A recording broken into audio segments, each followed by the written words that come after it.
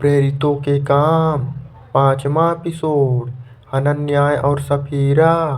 हनन्याह नाम के एक व्यक्ति और उसकी पत्नी सफीरा ने मिलकर अपनी संपत्ति का एक हिस्सा बेच दिया और अपनी पत्नी की जानकारी में उसने उसमें से कुछ धन बचा लिया और कुछ धन प्रेरितों के चरणों में रख दिया।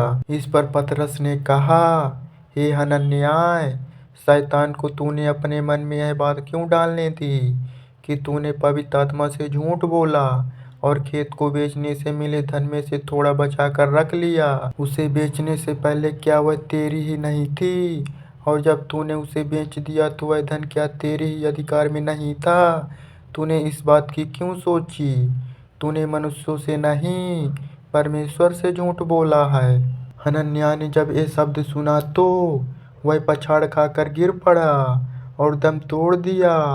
जिस किसी ने भी इस विषय में सुना, सब पर गहरा भय छा गया।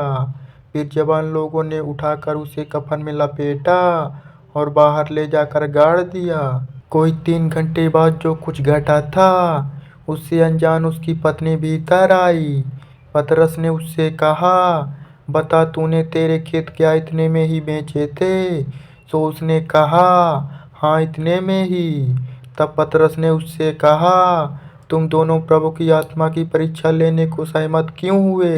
देख, तेरे पति को दफनाने वालों के पैर दरवाजे तक आ पहुँचे हैं और वे तुझे भी उठा ले जाएंगे। तब वह उसके चरणों में गिर पड़ी और मर गई। फिर जवान लोग भीतर आए और मरा पाकर उसे उठा ले गए और उसके पति के पास ही उसे दफना दिया। सो समूची कलीसिया और जिस किसी ने भी इन बातों को सुना, उन सब पर गहरा भय छा गया। प्रमाण। प्रेरितों द्वारा लोगों के बीच बहुत से चिन्ह प्रकट हो रहे थे और अच्छे कर्म किए जा रहे थे। वे सभी सुलेमान के दालान में एकत्र थे।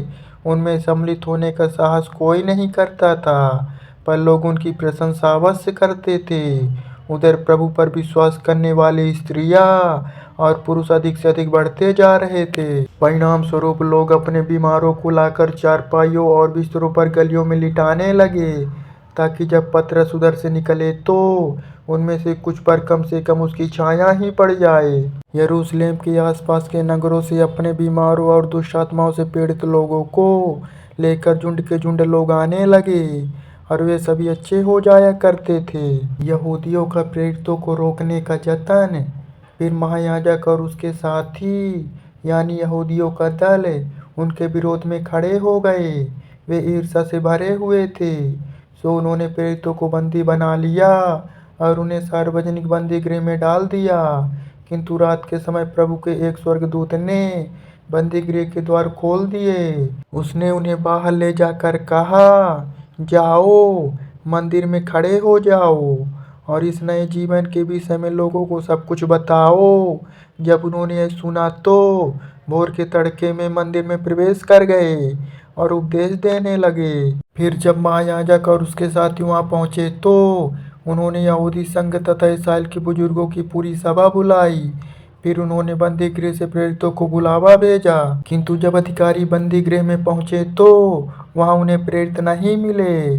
उन्होंने लौटकर इसकी सूचना दी और कहा, हमें बंदी गृह की सुरक्षा के ताले लगे हुए और द्वारों पर सुरक्षा कर्मी खड़े मिले थे, किंतु जब हमने दरवाजे खोले तो हमें भीतर कोई नहीं मिला। मंदिर के रखवालों के मुखिया और महायाजकों ने जब ये शब्द सुने तो वे उनके बारे में चक्कर में पड़ गए और सोचने लगे, अब क्या होगा। फिर किसी ने भीतर आकर उन्हें बताया, जिन लोगों को तुमने बंदी गृह में डाल दिया था, वे मंदिर में खड़े लोगों को उपदेश दे रहे हैं। सो मंदिर के सुरक्षा कर्मियों का मुखिया अपने अधिकारियों के साथ वहां गया और प्रेरितों को बिना बल प्रयोग किए वापस ले आया, क्योंकि उन्हें डर था कि कहीं लोग उन्हें मंदिर के सुरक्षा कर्मियों को पत्थर न मारें। वे उन्हें भीतर ले आए और सर्वोच्च यहूदी सभा के सामने खड़ा कर दिया।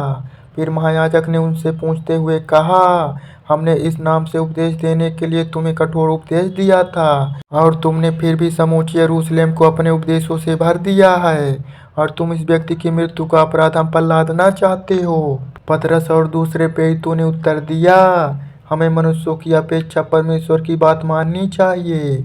उस यीशु को हमारे पूर्वजों के परमेश्वर ने मृत्यु से फिर भी जिलाकर खड़ा कर दिया है, जिसे एक पेड़ पर लटका कर तुम लोगों ने मार डाला था।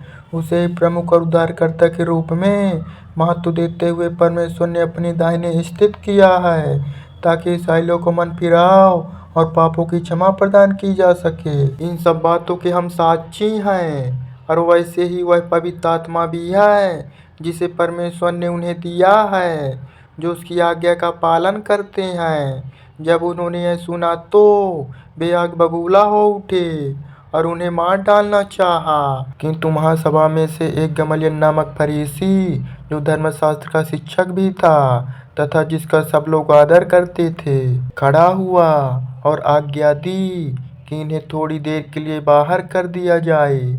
फिर वह उनसे बोला, इस्राएल के पुरुषों, तुम इन लोगों के साथ जो कुछ करने पर उतारू हो, उसे सोच समझ कर करना। कुछ समय पहले अपने आप को बड़ा घोषित करते हुए थियूदास प्रकट हुआ था और कोई 400 लोग उसके पीछे भी हो लिए थे, पर वह मार डाला गया और उसके सभी अनुयायी तितर-बितर हो गए। परिणाम कुछ नहीं निकला। उसके बाद जनगणना के समय गलील का रहने वाला यहूदा प्रकट हुआ। उसने भी कुछ लोगों को अपने पीछे आकर्षित कर लिया था। वह भी मारा गया।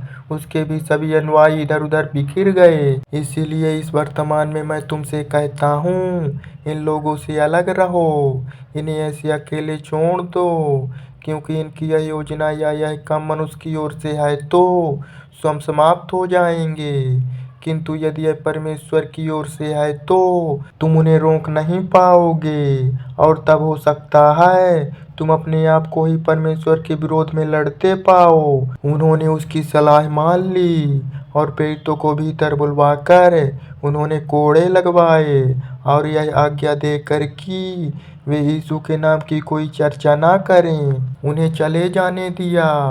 सो ये प्रेरित इस बात का आनंद मनाते हुए कि उन्हें उसके नाम के लिए अपमान सहने योग्य गिना गया है, यहूदी महासभा से चले गए। फिर मंदिर और घर घर में हर दिन इस सुसमाचार का कि यीशु मसीह है उपदेश देना और प्रचार करना उन्होंने कभी नहीं छोड़ा।